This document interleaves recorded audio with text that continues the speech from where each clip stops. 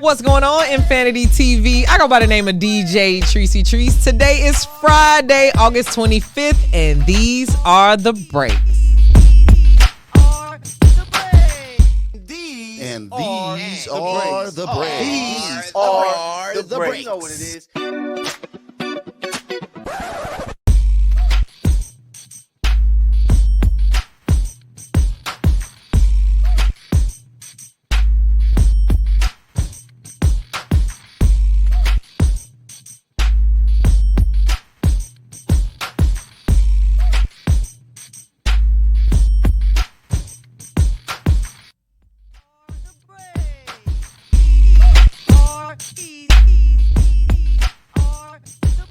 What's going on, y'all, and welcome to the breaks. It is your fan favorite DJ Tricey Trice coming through every Friday with your episode of the breaks.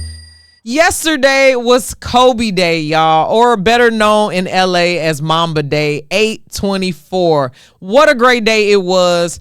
Rest in peace to the legendary LA Laker Kobe Bryant, y'all. Sorry, I'm just thinking about yesterday. I was walking around actually at Crypto, and they had a tournament outside for the youth. So I was outside just like watching basketball, and like the whole LA Live is just lit up with all Mamba stuff. They've got the video of Vanessa Bryant playing.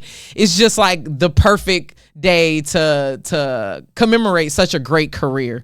As well as Vanessa Bryant shared on her social media that there will be a statue outside of Crypto.com arena for Kobe. We thought it was going to come out on Mamba Day because there was some whispers about it on the internet, but it looks like on 2/8/24 Kobe's statue will be unveiled, y'all. And this will be a great day for the Lakers as well, because the Lakers will be playing the defending champs, the Denver Nuggets. So I'm excited to see how the Lakers respond to such a great day. We should blow out the Denver Nuggets that day. I don't know how we gonna do that. I don't know in what multiverse reality we need or what we need to get that done, but we need to start practicing right now. You cannot embarrass us on Mamba Day when Kobe is getting the statue. And there have been some rumors that there will be a nod to Gigi on there as well, and her jersey number 2 as well. So I'm just excited to see that. Nike also, if y'all got the sneakers app, you'll see that Kobe has some new shoes out as well. I think they're called the Protos or Pronto 8s or something like that. Yeah, they came out in all white, real clean basketball shoes. So you can go out and grab you some new merch. There's some new Mambacita merch that also dropped. So it's just a great warm feeling day for basketball fans who love Kobe Bryant, who used to watch Kobe Bryant, and who just really want to celebrate his life and legacy moving forward here in LA. So shouts out to Kobe, everybody at Crypto, Rob Pelinka, and everybody who was out there at the tournament. Like, it was a great day for people who love basketball. Let's move on to the NBA breakaway report, y'all.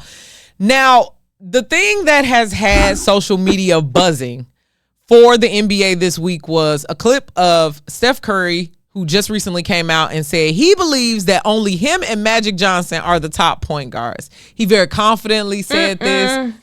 I can see where he was going with this, but I had to like go back and look at the statistics and almost define what a point guard is, like what a point guard's function should be.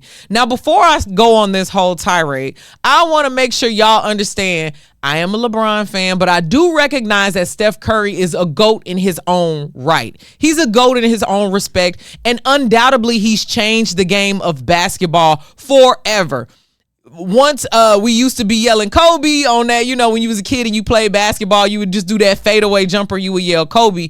But now everybody is shooting half-court shots and shots way beyond that three-point arc because of Steph Curry and his performance. Also, the NBA has released their top-watched games. All of them had Steph Curry in it.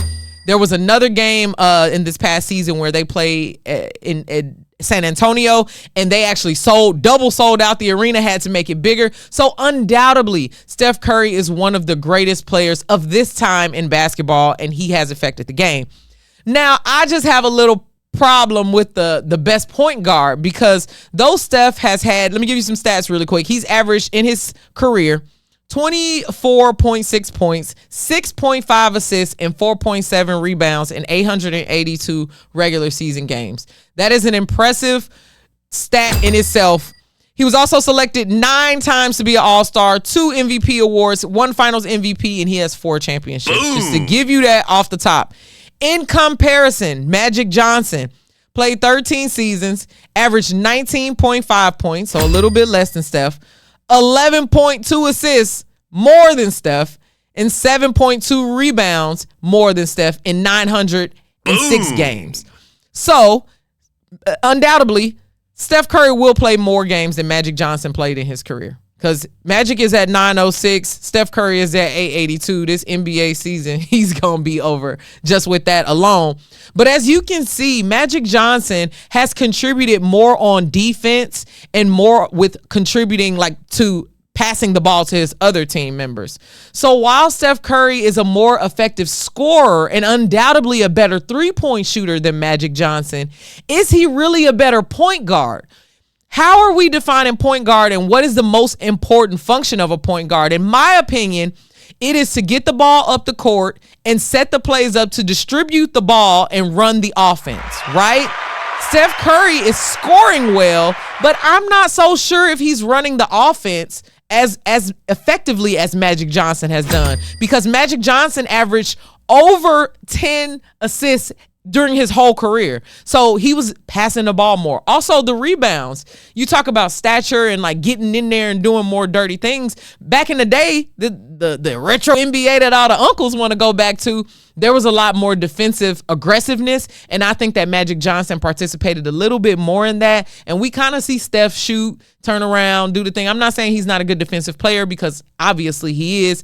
It's just I think that Magic Johnson executed that a little bit better over his career. Also, Magic Johnson had 11 All-Star selections, more than Steph, 3 MVP awards, more than Steph, 3 Finals MVP awards, more than Steph, 5 NBA championships, more than Steph. But we will see if Steph can pull out that 5th ring. My guess, no dice, but we shall see what happens this season. Let me know what y'all think in the comments. Is my take, does that make any sense to you? Because the word point guard for me was really, we needed to see what the denominator was there. I get that Steph feels like he's the greatest of all time. He should feel that. Of course, everybody should feel that. But statistically, I'm seeing something a little bit different. But I'm excited to see what y'all say in the comments, because y'all usually keep me really, really humble. So let's go to our first commercial break. We talked a lot about basketball. I gave you a lot of stats. Make sure you stay tuned here for the breaks. I got a lot more good stuff coming for you soon. What's up, y'all? This is Lexi Brown with the LA Sparks, and you're watching Infanity TV. Profanity Nation.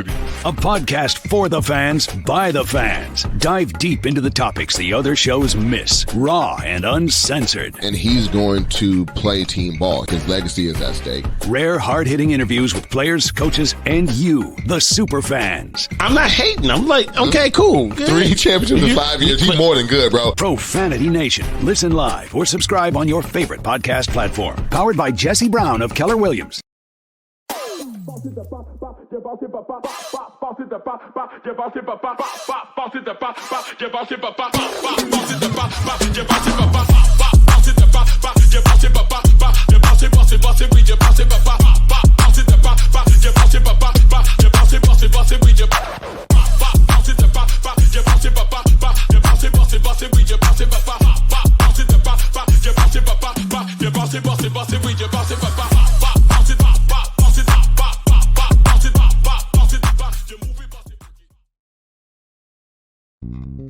United One Protection Services. With over 30 years of experience, United One Protection Services has more expertise and knowledge than the other security companies combined. Residential, commercial, municipal, or institutional, United One Protection Services does more than just security. We protect your livelihood. United One Protection Services.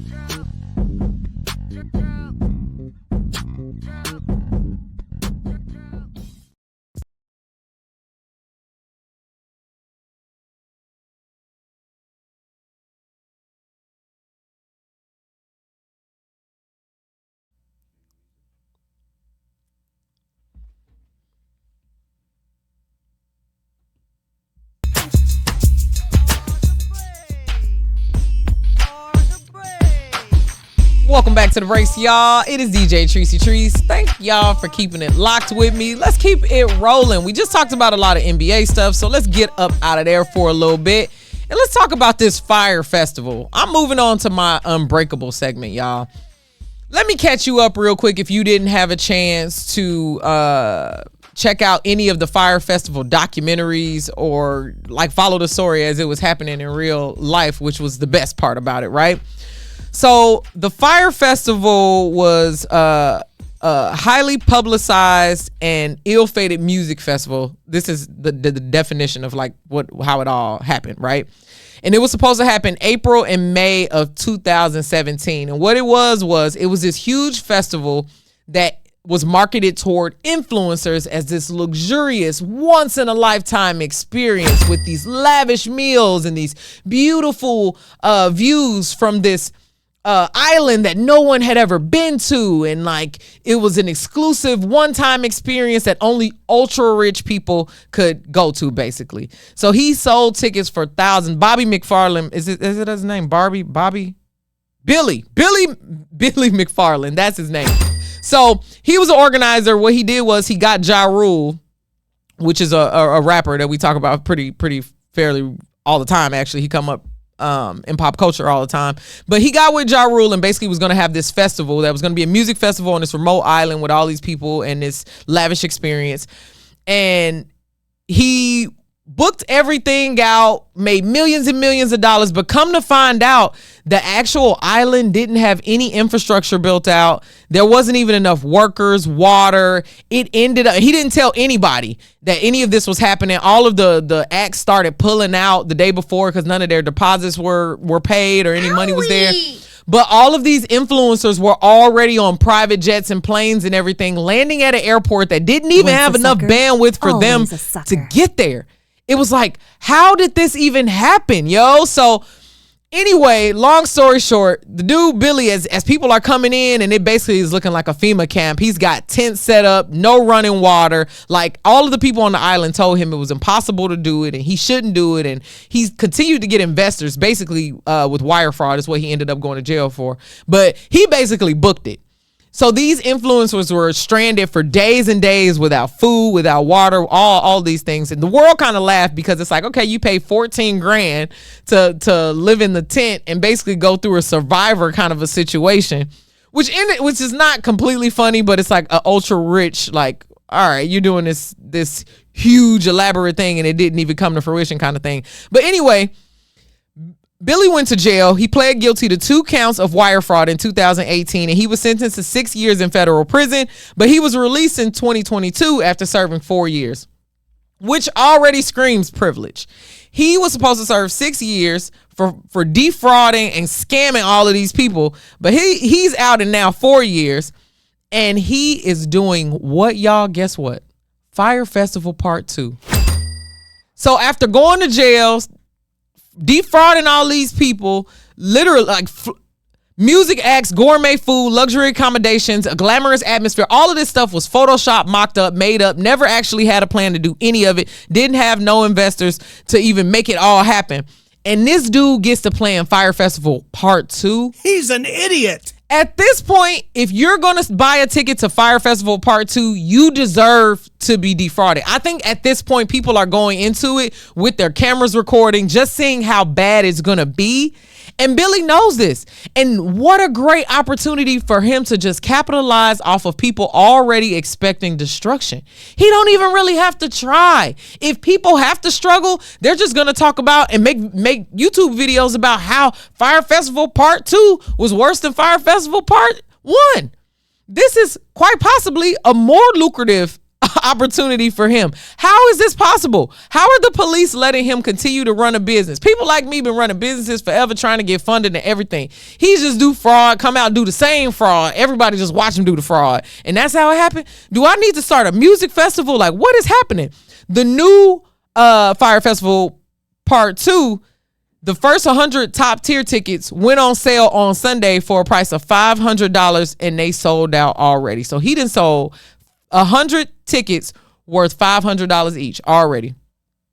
He previously said that the remaining festival tickets will go on sale at a future date with some premium levels priced as high as $8,000 each, but he doesn't have a date. He doesn't have a location. He doesn't have any acts lined up, and yet still he sold tickets. So anything is possible, y'all. He's unbreakable. He went to jail for fraud, did a huge festival. I don't know how he's getting funding for this new one, but we'll see Fire Festival Part 2. The one thing that I can guarantee is I won't be there.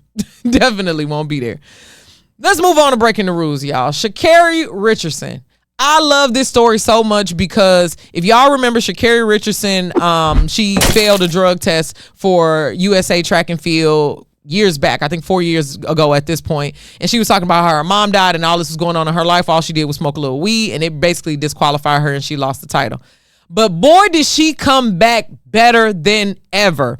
She recently beat Florence Flojo's Joyner's record to win a title for the world championship run. Flojo's record was 10.7 seconds on the 100 meter, and Sha'Carri did it in 10.4. So it's like, this is awesome. This is amazing. Congratulations. Sha'Carri's media interview, her quote that she said was, "I'm not worried about the world anymore. I've seen the world be my friend. I've seen the world turn on me. But at the end of the day, it's always been me, just God and me. So being on this scale now is my time."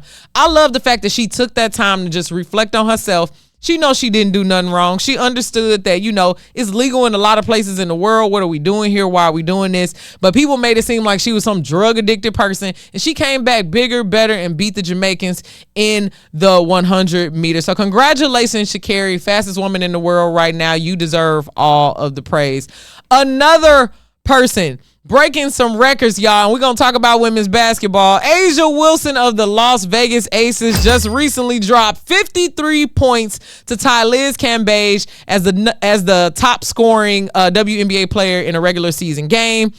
53 points. I selfishly wish she had hit 54 points. I would have fouled her so she could get a free throw, just so she could just beat Liz and be done with that whole situation. But A'ja Wilson has been playing very well. She is arguably one of the best players, probably the best player in the WNBA right now. MVP. Stewie's a close second, but A'ja has been balling. She has been doing her thing. And both of the games where they dropped 53 points was against the Dallas Wings. Oh man, that sucks so bad. I'm like, dang, Dallas is like just losing. But I really hope the best for A'ja. Again, the Sparks are coming up in the playoff run. I'm really hoping that A'ja still performs well and does her thing, but that our home team and our girls can get it, of course, y'all. Let's go ahead and take our second commercial break. I'll come back with some stories that you definitely won't believe. Keep it locked right here on The Breaks. What's up, y'all? It's your girl, Chanel Gwimike, and you're watching Infanity Television. Boom.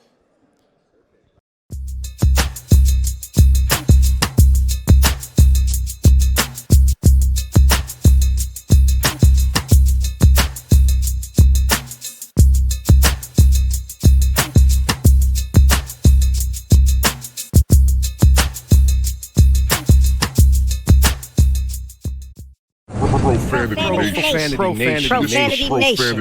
A podcast for the fans, by the fans. Dive deep into the topics the other shows miss. Raw and uncensored. And he's going to play team ball. His legacy is at stake. Rare, hard-hitting interviews with players, coaches, and you, the super fans. I'm not hating. I'm like, okay, cool. Good. 3 championships in 5 years. He's more than good, bro. Profanity Nation. Listen live or subscribe on your favorite podcast platform. Powered by Jesse Brown of Keller Williams.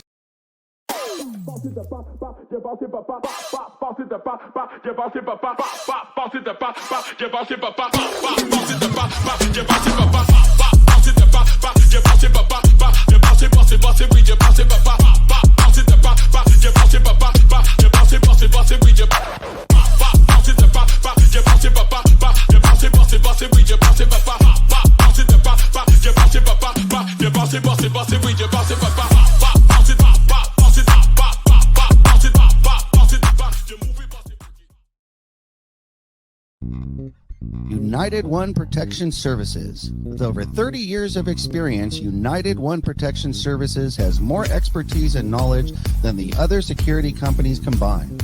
Residential, commercial, municipal, or institutional, United One Protection Services does more than just security. We protect your livelihood. United One Protection Services.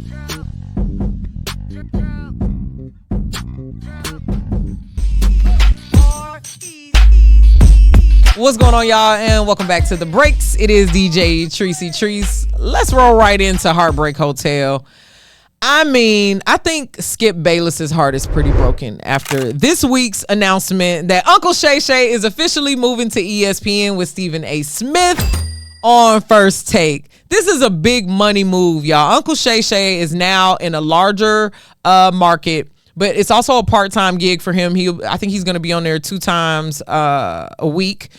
But also he gets to grow his show on the side. Shannon Sharpe is somebody who I didn't follow much because I don't really follow the NFL like that. But his style of commentary has been mad motivational, mad inspirational, as well as the way that he owns his own show, has his podcast, completely just owns his brand and interacts with people in that way. So this is a huge move to be on a large platform like ESPN.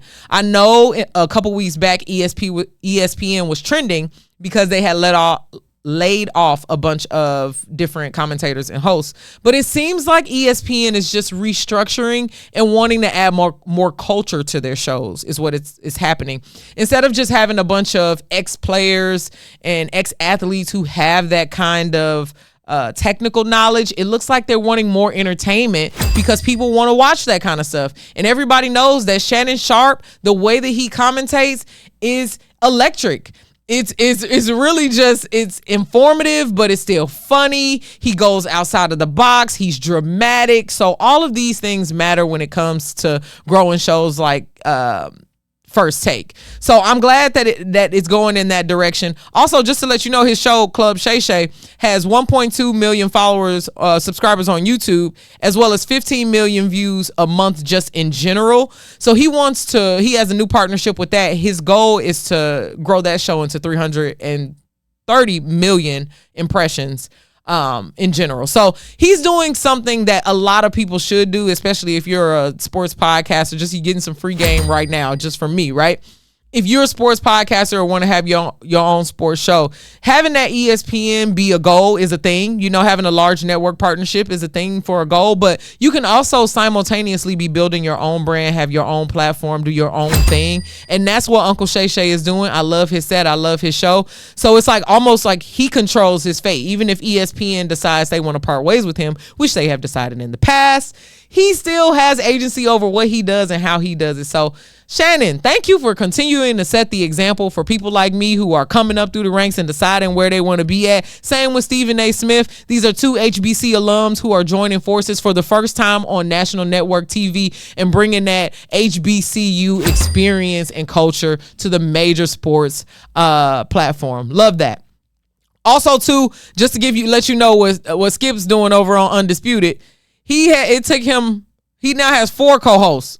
So when Shannon left, now he got 4 people over there. Richard Sherman, Keyshawn Johnson, Michael Irwin, and then he'll have a rotating guest, which I think I heard is Lil Wayne. I don't know, but Undisputed comes out on Monday, so you can check that show out just to see the difference. But it says a lot that when you leave somewhere, they got to hire 3 to 4 people to replace you. So we all know where the value was, Uncle Shay Shay. Let's move to Breaking the Bank.